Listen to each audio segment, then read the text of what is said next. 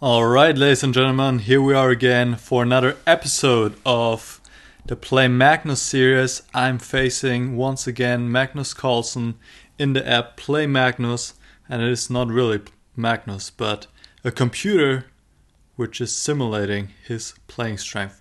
So far we've made it all the way to h8. I beat h8 and now we're going for h9. Let's see what the text says today. Back in 1999, during a game of blitz chess, I beat my dad for the first time.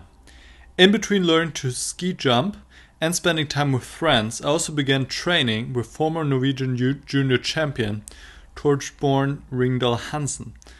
I'm only 9, don't be afraid. I have to be honest, I'm a little bit afraid already, but let's see how this goes. Alright, I'm playing with the black pieces. He goes e4, and of course I'm playing the Sicilian. But he's going for the closed Sicilian, it looks like. Yes, looks like a Grand Prix attack in a way. But the Grand Prix attack is not that effective here. Obviously, as white cannot put the bishop on c4 in this line, and he puts on g2, the fianchetto.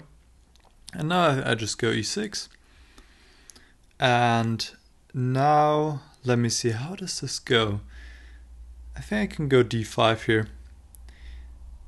Queen e2, now knight c6 looks like a smart move. And knight d4, why not? Takes, the knight has to retreat. And now I could take on e4, which looks nice. But I could also just play a move like, let's just go rook c8 for now, nothing wrong with that. Putting the rook on the half open c file. Keeping an eye on this pawn on c2. This one, can I point at it? The one here on the c file. And now I need to keep developing. What about bishop b4? Hold on guys, bishop b4 looks like a very strong move. Because he can't play bishop d2 because of rook takes c2. He goes for c3, but I think this might be mistaken. Yeah, I mean, this can't be the way to go. If he took back the pawn, I could have taken with the rook, and that would have been very strong. And now I'm just up a pawn. So let's see what I'm doing. I think I'm going c2. And now I'm going bishop c5. Pinning the knight. He cannot take on c2, then I would take on e3. He plays queen d2, which is a weird move because it's really not helping his position in any way. And I think I'm just going to take on e4 now. a4. Okay, what is going on? Well, my pawn is pinned for the moment, but a4, I'm not sure where he's going with this. So I'll just develop my knight. Plays king f1. He's unpinning the knight on e3. But his position is pretty much beyond repair, obviously. I will just finish my development castle. d4. Okay, I will keep the queens on the board, just take with the bishop. Now he plays knight takes c2. And I don't want to trade queens because his king is in the center. So I would like to just attack him in the center. But I'm wondering if there's a way to do it because my bishop is attacked on d4. And, well, what about this move? Can I do this? e3, that looks interesting. He takes, and should I take? Yes, I think I should take. Okay, now he can trade queens, and he does. And I could take on g2, does that make any sense? I could also take on c1. No, I just take back the queen. Let me take the queen. Now he takes on e3, I take on g2, and I play rook c2.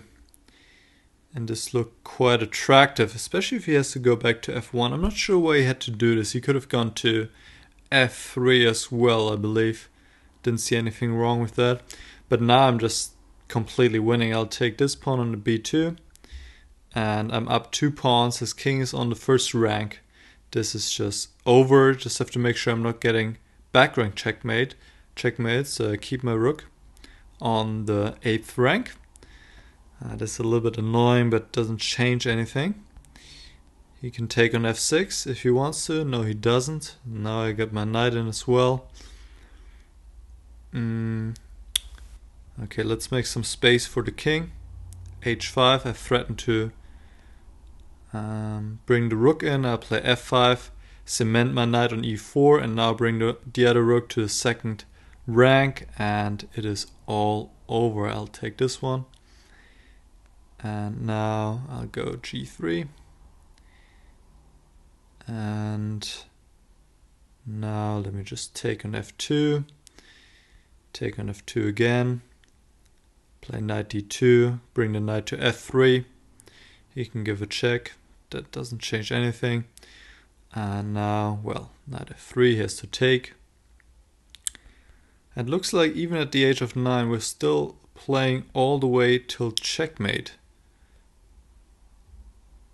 I wonder if that is not an option as apt that the computer resigns at some point. I don't know. But anyway, we're there. This is checkmate. Alright, so yeah, that was pretty smooth, I would say. Out of the opening, I put on the pressure, and well, that wasn't too hard yet. I'm still waiting for it to become harder, but I'm sure we'll be there very soon. Alright, so thanks for watching, guys, and I'll see you next time when I face Magnus at the age of 10. Bye bye.